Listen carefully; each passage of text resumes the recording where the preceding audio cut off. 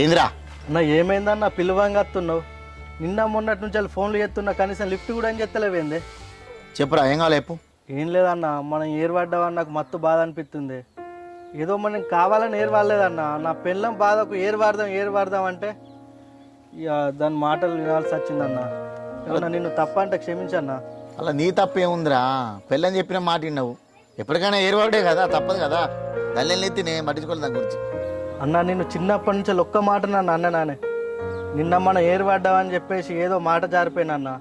మా పెళ్ళని చేయబట్టి ఇట్లా అయిందన్న, లేకపోతే అది అస్సలు ఇంటలేదన్న. ఎంత నచ్చ చెప్పినా ప్లీజ్ అన్న, మనసులో ఏం పెట్టుకోక జరా నువ్వు.